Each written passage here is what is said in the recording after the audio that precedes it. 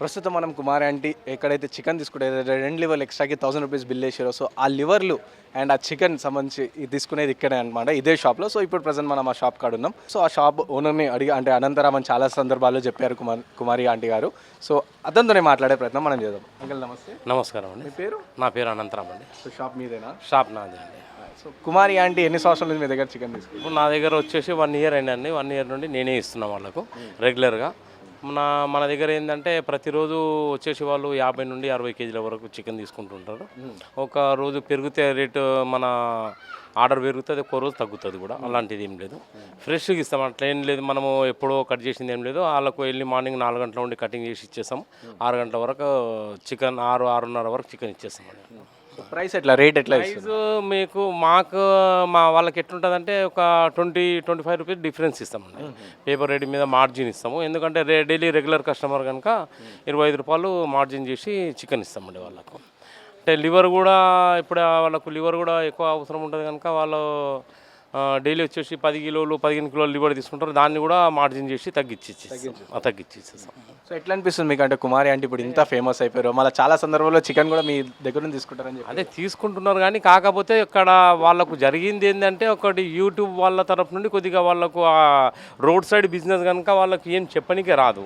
ఇప్పుడు వాళ్ళకు ఎక్కువ ఏమైనా చెప్పినా వాళ్ళు కొద్దిగా అర్థం చేసుకొని దూరం అయితే ప్రాబ్లం ఏమీ ఉండదు. అందులోపల న్యూసెన్స్ ఏమవుతుందంటే ట్రాఫిక్ జామ్ కావడం వల్ల వాళ్ళకు కష్టాలు ఎదుర్కోవడం జరుగుతుంది. అది అండి. సో సీఎం రేవంత్ రెడ్డి గారు డైరెక్ట్ పర్మిషన్ ఇచ్చారు అంటే డైరెక్ట్ చెప్పారు. సో ఎట్లా మీరు ఆ న్యూస్ విన్నాక ఎట్లా ఫీల్ అయ్యారు? మేము కూడా ఏమనుకున్నాం అనుకుంటే అసలు షాపు బంద్ అవుతుందేమో అంటే చెప్పి మాకు కూడా కొద్దిగా అపోహలా ఉండే. కాకపోతే సీఎం రేవంత్ రెడ్డి గారికి చాలా చాలా ధన్యవాదాలు. వాళ్ళకు మళ్ళీ షాప్ పెట్టుకోవడానికి పర్మిషన్ ఇచ్చిండు కనుక వాళ్ళకి చాలా వాళ్ళు కూడా రుణపడి ఉంటారంటే చెప్పి నేను చెప్పగలుగుతున్నాను. ఎందుకంటే మా సొంతలు కూడా మేము అక్కడ ఇస్తున్నాం కనుక మాకు కూడా కొద్దిగా ఏదో లాభం ఉంటుంది కనుక మాది కూడా నష్టం కాకుండా కొద్దిగా ఆదుకున్నట్టు ఒక ఆలోచన ఉన్నదండి సీఎం రేవంత్ రెడ్డి గారు. అట్లా. సో ఫైనల్ ఎట్లా ఫీల్ అవుతారు అంటే ఇప్పుడు ఈరోజు కుమారి ఆంటీ ఇప్పుడు చాలా famous, almost Telangana Andhra Pradesh and బయట నుంచి కూడా వచ్చి తింటారు. అది మీరు ఇచ్చిన చికెన్ ఆమె వండినాక అట్లా తింటారు. సో అట్లా ఎట్లా ఫీల్ అవుతారు?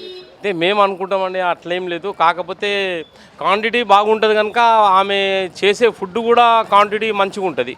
ఎందుకంటే బయటికి వెళ్ళి వేరే ఐటమ్స్ ఏం తీసుకురారు, ఏమున్నా మసాలాలు ఉన్నా వాళ్ళు సొంతంగానే తయారు చేసుకుంటారు కనుక షాప్లోనే ఇంట్లోనే తయారు చేసుకొని ఐటమ్ వాడతారండి.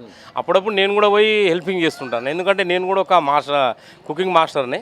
అప్పుడప్పుడు సరే అన్నయ్య వాళ్ళు హస్బెండ్ ఎక్కడన్నా ఊరికి వెళ్ళారంటే అన్నయ్య ఒకసారి అన్న అంటే నేను కూడా వెళ్ళి హెల్పింగ్ చేస్తుంటాను. అట్లా. అయితే కుమారి ఆంటీ దగ్గర 2 లివర్లు ఎక్స్ట్రాకి 1000 రూపీస్ బిల్. ఆ లివర్ మీ దగ్గర నుంచి తీసుకుంటారంటే సో లివర్ రేట్ మీరు కూడా ఎక్కువ ఇస్తున్నట్టు అనిపిస్తుంది. అలాంటిది కాదు కానీ అది ఏమైందంటే అసలు ఆ రోజు బిల్లు ఇంచుమించు ఒక 4-5 ఐటమ్స్ తీసుకున్నారు వాళ్ళు. తీసుకున్న తర్వాత 2 లివర్లు ఎక్స్ట్రా అనకుండా 2 లివర్లు 1000 రూపీస్ రెండలకు అది ఒక ట్రోల్ అయిపోయింది. అది ఫేమస్ అయిపోయింది. అది అలా చేసి వాళ్ళకు కొద్దిగా ఇది అయిపోయింది. అది సో ఫైనల్గా ఎట్లా అనిపిస్తుంది అంటే కుమారి అంటే ఫేమస్ అయ్యారు ఇట్లా మళ్ళీ వాళ్ళు ఫామ్లోకి వచ్చేసిందంటే అది కొద్దిగా మన రేవంత్ రెడ్డి సార్ గారు పుణ్యమయ అనుకోవాలి. అంతే అంతేనండి.